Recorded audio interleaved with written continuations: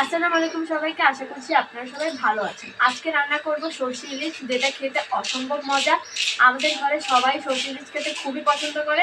তো আজকে একটা মাছের সাজার একটা সর্ষে ইলিশ মাছ নিয়েছি, যেটাকে আমি সর্ষে ইলিশ করব।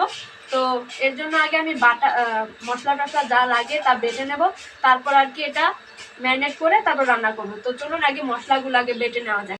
তো এর জন্য আমি 2 চামচ সাদা সরিষা, 2 চামচ কালো সরিষা আমার আন্দাজ মতো নিয়ে নিচ্ছি।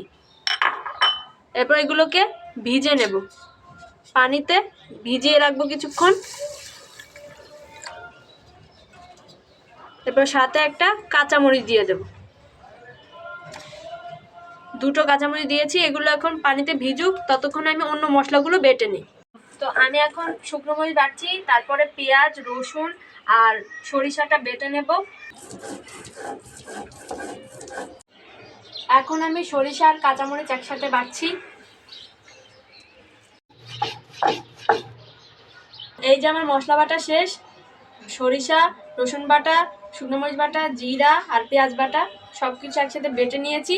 এগুলো আর কি পরিমাণ মতো দিয়ে আর কি মাছটা ম্যারিনেট করে নেব। আর এই যে আমার মাছ। তো এখন আমি এগুলো রান্নাঘরে নিয়ে সব কিছু মশলা টশলা মেখে নেব। এখন আমি মাছগুলো ম্যারিনেট করব। এর জন্য মশলা নিয়ে আগে মশলাগুলো ম্যারিনেট করে নিচ্ছি।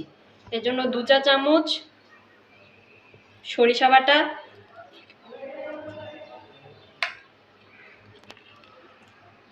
1 চামচ পেঁয়াজ বাটা,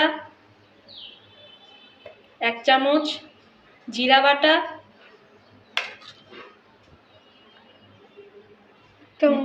1 চামচ মরিচ বাটা,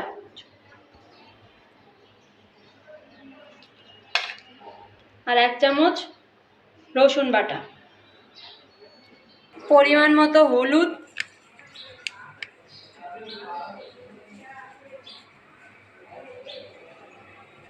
স্বাদ মতো লবণ আর সরিষার তেল দেব। ভালোভাবে মাখার আগে সরিষার তেল দেব 3 বার। পুরোটা সরিষার তেলেই রান্না হবে। এখন মশলাটাকে ভালোভাবে মেখে নিচ্ছি। যত ভালোভাবে সরিষা মশলাটা মাখা হবে তত মজা হবে আর কি। এটা খেতে খুবই মজা। এখন মাছগুলো দিয়ে দেব।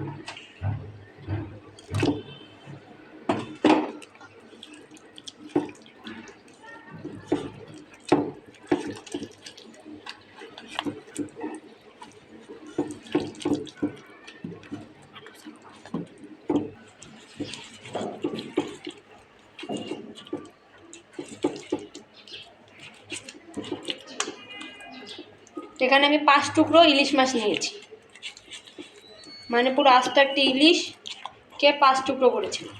এটা একটা মাঝারি সাইজের ইলিশ। আমি সরিষার তেলটা আরেকটু দেব।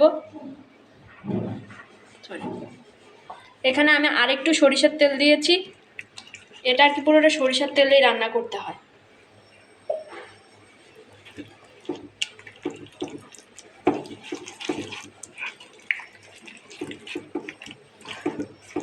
তো এটার মধ্যে আর কোনো মশলা দিতে হবে না, এই মশলাতে আর কি পুরোটা রান্না হবে। তো এভাবে আমি মেখে আধা ঘন্টা রেখে দেব, আর হাত ধোয়া পানি দেবো এতে।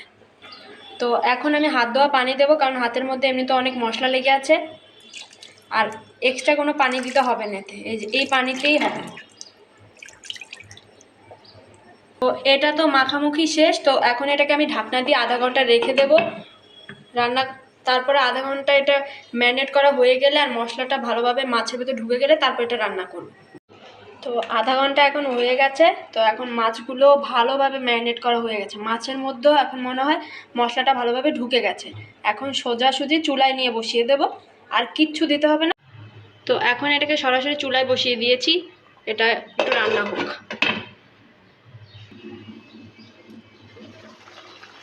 তো দেখুন কালারটা কত সুন্দর আসছে, আর গ্রানটাও খুবই অসাধারণ আসছে, আর খেতেও ভীষণ মজা। এটা আমার কাছে তো সরিষা ইলিশ ভীষণ ভালো লাগে।